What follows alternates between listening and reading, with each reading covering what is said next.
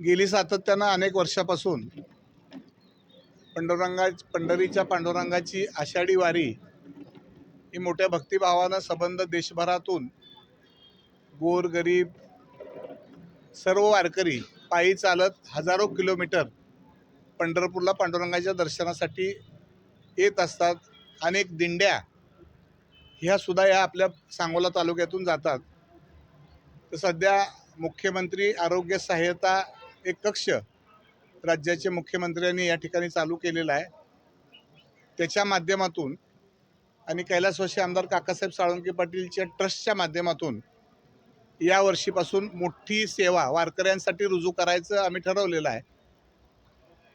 आणि या ठिकाणी 2-3 दिवस जेवढी गर्दी आहे वारकऱ्यांची येणारी त्या दिवशी त्यांची सेवा आम्ही या ठिकाणी चरण सेवा, आरोग्य सेवा ह्या सेवा रुजू करायचं ठरवलेलं आहे।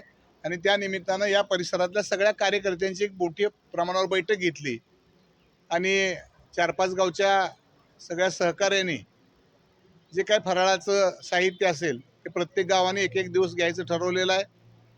चरण सेवा करायला, वारकऱ्यांच्या पायाची मसाज मॉलिश करायला 2-3 कॉलेजच्या विद्यार्थी आम्हाला या ठिकाणी मदत करणार आहेत।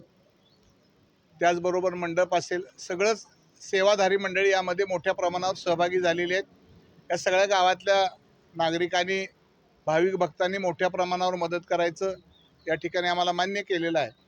आणि ट्रस्टच्या माध्यमातूनही आम्ही ही सेवा या ठिकाणी रुजू करणार आहे।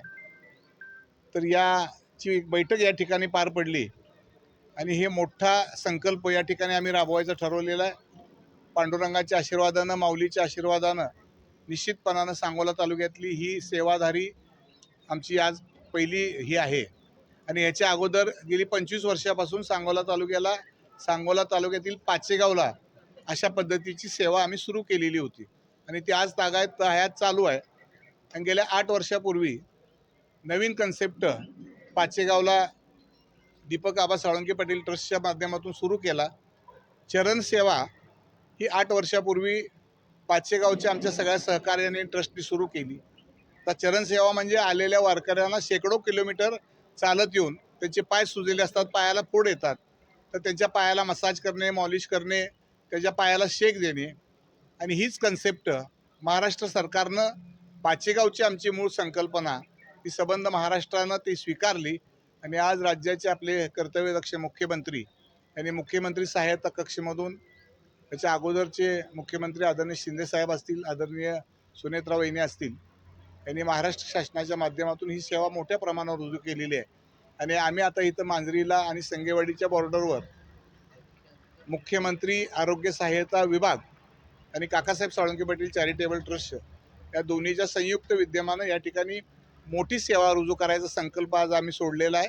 आणि यावर्षी याचा लाभ हजारो शेकडो वारकऱ्यांना, दिंडीतल्या गोरगरीब लोकांना निश्चितपणानं मिळेल आणि ती सेवा आमची राज्यात सगळ्यापेक्षा चांगल्या पद्धतीची, चांगल्या दर्जाची असेल असाही संकल्प आम्ही सगळ्या कार्यकर्त्यांनी या ठिकाणी केलेला आहे। आणि एवढीच ही आज बैठक चांगली पार पडलेली आहे।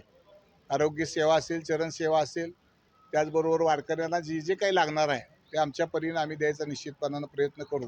ही पांडुरंगाच्या चरणी आमच्या सांगोला तालुक्याच्या वतीनं, ह्या 2 ट्रस्टच्या वतीनं आणि आदरणीय मुख्यमंत्री महोदय देवेंद्रजी फडणवीस साहेब असतील, आपल्या जिल्ह्याचे पालकमंत्री आदरणीय जयाभाऊ गोरे असतील, यांच्या मार्गदर्शनाखाली आणि कार्यकर्त्यांच्या सहकार्यानं हे आम्ही निश्चितपणानं ही सेवा रुजू करायची ठरवलेली आहे आणि ते येणाऱ्या वारीमध्ये आम्ही ती पार पाडू। हा